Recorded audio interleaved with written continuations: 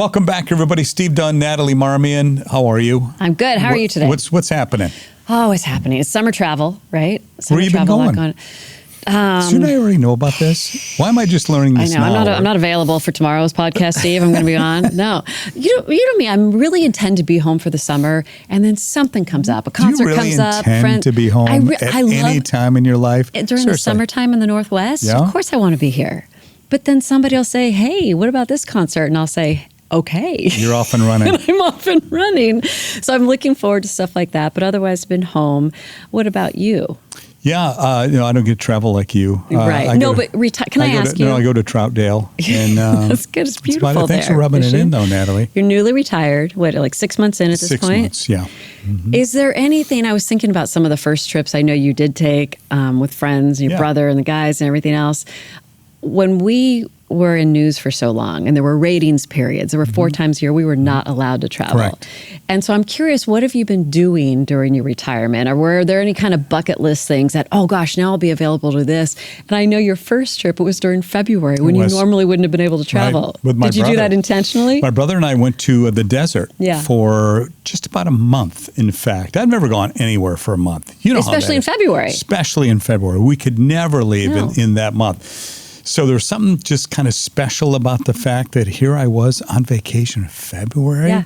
It just felt like I was doing something breaking wrong. The rules. Yeah, I was sneaking breaking out the a little. Rules. Yeah. But we had a blast. And we've been having lots of fun. And I do hope to travel at some point as we get closer to fall somewhere. I might go visit your parents. They would love to have Would that be all right? Absolutely. There's probably a 2-night minimum, or maximum, I should say. 2-night maximum. Do they still have a picture of me up in the house? Did they? I don't. It might be in the garage. My dad has a trophy wall. There might be some sort of a promo of the two of us on there. So you might not be wrong. I'm in the garage now. Is that what but you like to be home in the Northwest over summertime. In the summertime. Who doesn't? It's so beautiful It's the greatest place in America, I think, in the summertime. I agree. Right here. I want to clarify something too, Natali, that I hope people didn't misconstrue that when I was talking earlier, I said I went to the Travis and Taylor wedding. It wasn't the Travis and Taylor wedding. I think you need to clarify that. Someone might be confused that you were invited to the Travis and Taylor wedding. Yes, I think there were probably I bet no one is confused about that. If you are confused if Steve actually went to Taylor and Travis's wedding, please send us a note.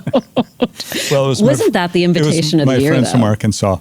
It really was. And I haven't heard, have you, for all the mess that's been on social media, I haven't heard any leaked information about it. You know what's going to come out eventually. Sure. TMZ is going to, have video or something on the whole deal. I think I did hear some employees at Madison Square Garden were fired or escorted out because they were trying to get some video? Maybe. I don't know. I just heard they immediately let go. Hey, your phone's going off. Somebody's calling you right now. Well, is anybody important? It's about a lead or a listing. I might need to get it. You go ahead. We'll just wait. Just wait. Go ahead, Nat. If you got something going on That's real estate. That's you calling me right now. I'll get you back. Real estate-wise, you feel free. We have a great guest here today. Yes, we do. We're talking to some really wonderful people, business leaders, philanthropists, city, state, local politicians, and different people who we also know and love and are so wonderfully involved in our community. So today we have a friend and CEO of Oregon, Special Olympics Oregon, Britt.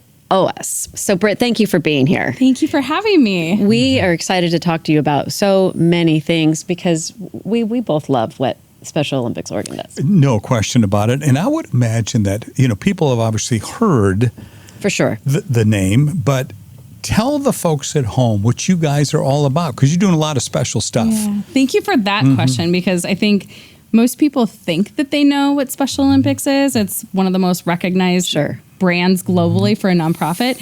But when I actually start telling people about what we do, most people are like, holy cow, I had no idea.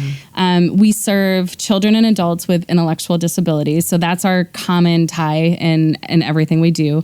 And sport is our platform, but really we're a health and wellness organization. We get people moving, we get them out of their homes. They feel included in society. Kids can start participating at age 2. And so we have a program called Young Athletes for kiddos age 2 to 8. And it's really a play program where they just get used to, rolling a ball or sharing or, socializing. It's just a way for parents who maybe think, hey, something may maybe is different with my child, but I want to get them into something. A lot of kids aren't diagnosed with a disability at that age, but it's just a way to get them kind of involved. And interacting. And it's just a beautiful, amazing program. And kids find just things that feel good to them. And then at age 8, they can start training and competing in sport. And we have 3 seasons of sport. So we've got winter, summer, and fall, 4 sports in each season. And the greatest thing is once you are an athlete in Special Olympics, you are an athlete for life. And so a lot of times people think of, a big track meet in the summer for kids, and that is something we do, but we serve people their entire life. So we have athletes in their 80s that are competing with Special Olympics. Incredible. We have athletes that have been competing for 40 years. That's so impressive. And is that the mission then, provide inclusive sports? Yes, is that what it is? Okay. It is inclusive sport, and but there's a lot of tangential things that we do. So one of the biggest challenges for people with disabilities is access to healthcare. And you'd think that that's easy if you have a disability, that there's more services, but there's so many barriers to entry. For a lot of the people that we serve, it might be, I don't know that something's wrong with me. I don't know how to communicate something that doesn't feel good. I went to a doctor who doesn't know how to work with people who have intellectual disabilities. And so we actually, we train clinicians and healthcare providers to work with people who have IDD, and then we provide pop-up clinics at our events. So you can go and in between soccer games, you can go get your eyes checked, a dental exam, get your hearing checked, get a podiatry exam, get your blood pressure taken. Incredible. And so we catch a lot of treatable conditions that they didn't even know they had. How is all this funded? How do you pull all this off? Such a great question. Cost is never a barrier for entry. So we don't charge any registration fees. We cover transportation, lodging, food, coaches, venues, gear, all of the things. And you've had athletes as kids, it's expensive. Yeah. We cover all of that, and it's really through donations, grants. We get some federal funding. We no longer get state funding.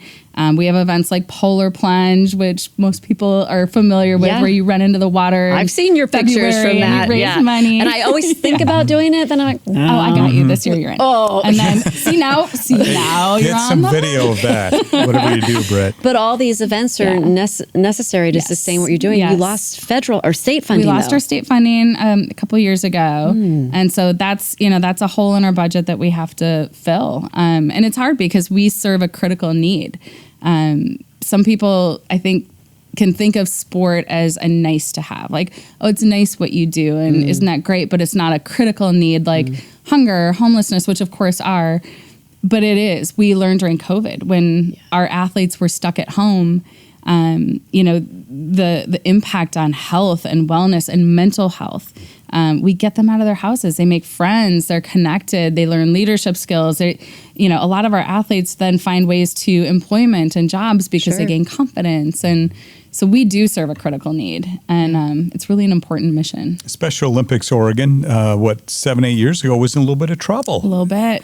Yeah. Tell us about that, because when you came in, things were a little bleak. Yeah. But you helped, along with some other folks, to get it back on its feet. Yeah, I moved from Minnesota to take this position, and the organization was in financial collapse. And, looking back, it's hard running a nonprofit. You experience a lot of this, and if you don't course correct when things are going south or when things are challenging, you run into a brick wall, like no money, no mission. Right. And so, we had to basically halt all programming back in 2018 and rebuild. And it took a couple of years to do that.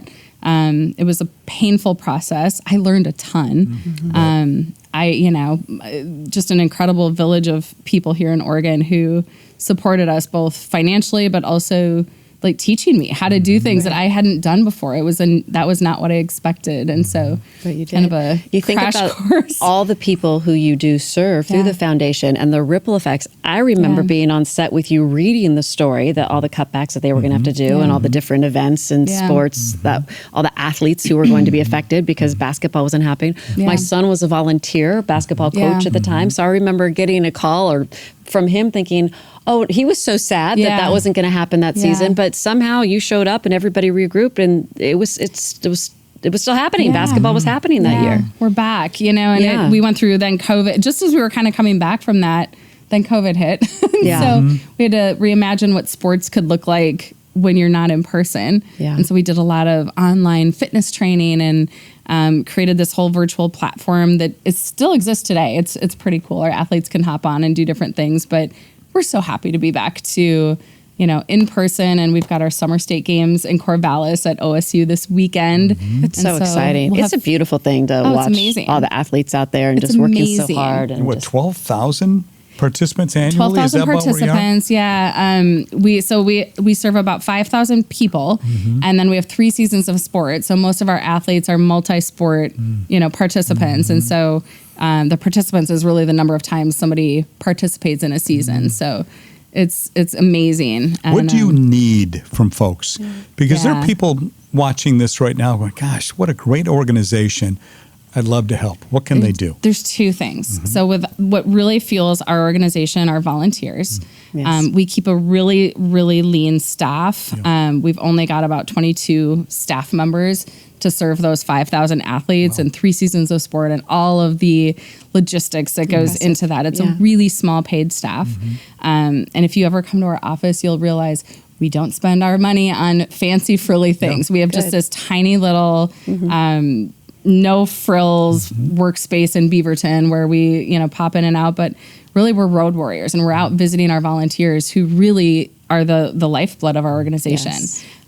We have people who almost spend full-time job type time volunteering in their local programs. We're in every county across the state.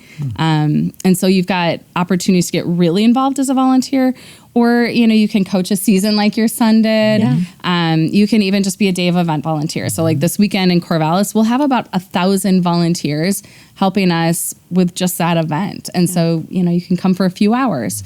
So we really have something for everybody in terms of how you can be involved. And I will tell you, there is no more like warm, fuzzy, joyful feeling than coming out and just, being a part of watching somebody accomplish something and getting a medal. And it's like the most proud moment that they have. And you're a part of that. yes. It's incredible. Yeah, I I bet spend that my is. money. I watched my sons play basketball their entire life, but the greatest enjoyment I had was watching my son coach his Special I love that, Olympics Natali. teams. I love that. Just to see the athletes responding to him and him interacting, far more rewarding than I loved watching him play. But even that, but again, it speaks to the quality of your foundation, the thousands of volunteers who come out there and people who do enjoy it so much and want to be part of it. It's a beautiful thing. It changes you. Yes. Like you get to know our athletes, and I would love to talk to your son someday and hear more of his experience, because most people find that, you're giving to help somebody else, of course, but you probably walk away with more than you invested. Like what you 100%. get out of it is incredible, What especially you learn for from young it, people. For young people, yeah. So You I learn empathy. highly encourage you to get you get involved and get your teenagers involved in it as That's well. a very good idea. You need money too? We need money. Yeah. No money, no mission. Yeah. We cover everything. And the landscape for nonprofits right now is hard. It's, a lot of nonprofits are experiencing, different cutbacks or challenges in funding. I think our foundations in Oregon are getting a lot of requests from a lot of nonprofits.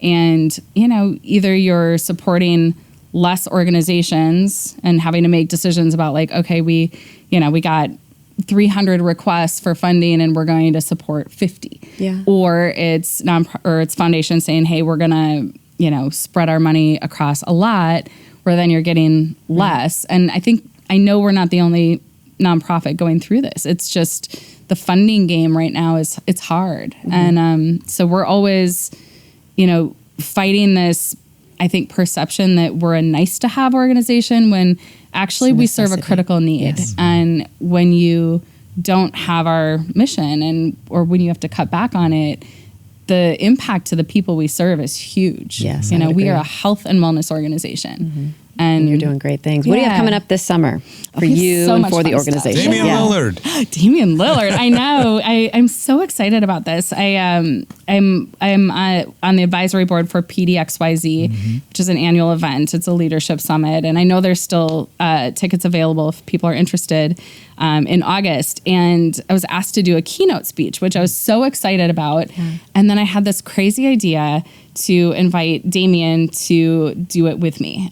He's a longtime fan of Special Olympics, great for him. a great supporter of ours. And he does so much for us that's quiet, where the cameras aren't rolling and there's no press release, and it's not about building his brand. It's just, he authentically really loves our athletes. Nice. And so, so anyway, I asked, would you ever consider doing this with me? Because I feel like we could really put together a compelling talk. And so he said yes. Wonderful. And so I'm so excited. We're kind of working on what our theme is going to be and how that's going to play out. But when's that?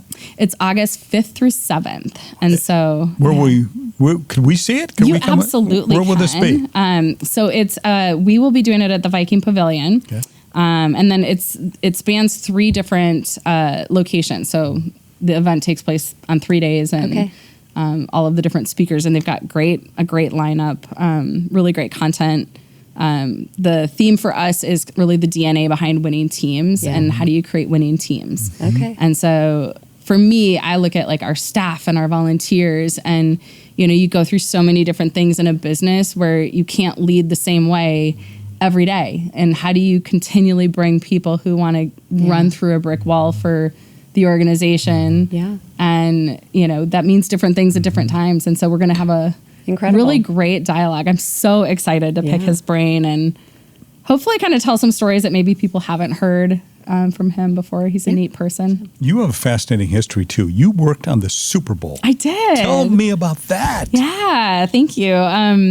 So my whole career had been professional sports. I spent 10 years with the Minnesota Vikings and then 10 years with the Timberwolves and Lynx in Minnesota. Did you know all this? I had no idea. Surprise. I'm just learning. Yeah, I just know about the polar plunge, right? I just focused on You better get ready for that. Oh, yeah. I don't think I'm going to forget about polar plunge this year. I got you, girl. And then my last 2 years in Minnesota were on Super Bowl 52. So we hosted the game in Minneapolis in 2018. And I oversaw the sponsorships and hospitality, Fun. which was so fun. It was like, just, I can't even put it into words. I learned so much, and it was sort of a natural trajectory from a career. At the same time, it was an experience that you can't even really prepare for. Right. And I didn't really know what I was walking into. I just remember thinking like the Super Bowl's coming and I have to be a part of that. Yeah. And the whole objective of the host committee is you are raising all of the funds locally to support the cost of hosting the game. And it's sort of a moving target. Mm-hmm. So like when I was hired, I think the goal was like $30 million that we had to raise. Mm-hmm. And we ended up having to raise 53 million. And it's just fascinating because you're in partnership and in conflict with the NFL because, it's like they've got their protected sponsors and categories. And I'm like, we have Target locally. We have Best Buy. Nope, that's NFL. That's NFL. You can't do this. You can't do that. So it's this constant chess match of like, how do you work within these confines of the very matrixed system. Yeah. And it was fascinating. Prepared you to come to this job, didn't it? Absolutely. And this one I would think is far more rewarding on many levels. I have to tell you, there is something very different about waking up every day and being driven to put our athletes on the field to play instead of just making a billionaire richer. See, that's meant to be. That's meant to be. That's neat. Yeah. That's neat. You feel that way. I love pro sports. I love everything about it. But there's just something, it's been a really awesome detour. Like I feel the pressure I feel is so different to succeed in this capacity than maybe that's so great, Britt. I what love it felt what like you in do. a different way. So fantastic. Yeah. Before we let you go, though, I know there was a period you lived near Natali. I did. 2 houses down. 2 houses down.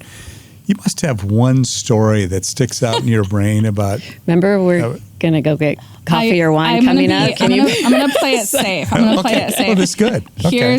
Here was one of my favorite things. Oh, she has one. You're gonna like this. Okay. Like, well, first of all, I will tell you, she raised amazing boys. Yeah, like she did. Her sons were so awesome, and I always loved, if I was taking my dog on a walk or going anywhere, they were always like chatty and polite and engaged. And I just always thought like, gosh, she's a great mom. Like what an amazing person. So I will give you that compliment. Thank you. She also raised an amazing dog. Yes. And so Bentley. Oh, Bentley. I would look out in our backyard and see this little tear going by. Oops. He would get out and end up in her yard. And we had... I'm that neighbor. Yeah, it was hysterical because we had Penny Lane, our rescue dog, who is super quirky, possessive, odd, socially awkward. And then Bentley, who is just like... I am not going to give up on you, girl. Like, we are going to be best friends. And Bentley loved Penny Lane. It was so What funny. kind of dog Penny was Lane Bentley? was meh on Bentley. Bernedoodle. Bernedoodle. He's Bernedoodle. And she was She's a German Shepherd mix. but she was Quirky girl. like, please. She didn't care about him. No. She, But then Bentley would get picked up by his school bus to go to his like doggy Daycare. camp, Really? daycare. He would. The bus Bentley would come lived for the Bentley. life. Yeah, like I would. Yeah. It was We're one of gonna my come favorite back as things. Bentley in our next life. Oh my gosh! Right? Wait a minute. Bentley got picked up by a school bus? Listen, Bentley had a lot of energy. You could tell by he would show up. So he needed additional hikes than just what I could do for him, right? So he would get picked up, and again, it's all about socializing Right. with the other dogs. And he'd come home exhausted. It was and so he was So there's an lovely. actual bus that comes around and picks up these Yeah, dogs? those are the car. Sometimes there is a bus, though. There is one It group out was there that has a bus. the yeah. cutest There, thing let me tell you, the I've door would ever knock seen. and the dogs know, and there's other dogs Yeah. in the car, and they're just so, it's really fun to watch. Wow. That could be a whole other show one day. We'll talk It's to gonna somebody be, who does that. guaranteed. So is that a safe story? Thank you. I got you. You know, Yes, we're my gonna invite crazy you back. dog and my well-behaved children. Yes. I'll take it. Hey, Got it. Britt's got to come back again with some more stories. I love it. Yes. In fact, the whole I can be segment will bribed. just be Natalie stories. No, I can't That's all take we're going it. to talk We need about. fans on and the air conditioner. Oh my gosh! Thank you for being no, available, thank for sharing what you. you're doing. So fun. Great things in the community, and keep doing it. Thank you. Yeah, Appreciate and keep you. letting us know what you're doing so we can get the word out there, how people can Absolutely. help. And you're going to do Polar Plunge this year, which is awesome. Get some Love video. You. Are you doing it too? Lots When of is it? video. It's in February, so you've got time to prepare. It's so Can't fun. you do it in like August or something? Can we do it now? Like a solar plunge? 87 Solar degrees. plunge. I tell you what, if you raise money for us, you can do it whenever you want. Let's do that. We should do It's all about the I love the fundraising. solar plunge. Yeah. I like All that right. idea. But Thanks. if she does it in February, just make sure and get lots of I different will. angles. And I will. we'll play Nobody them on wants here. to see that. Congratulations to you. You're doing some Thank really you. good stuff. Thank you and so much. we appreciate that very I appreciate much. you. Thank you for next time more stories. Thank you for watching, folks. Have a great day. Bye-bye.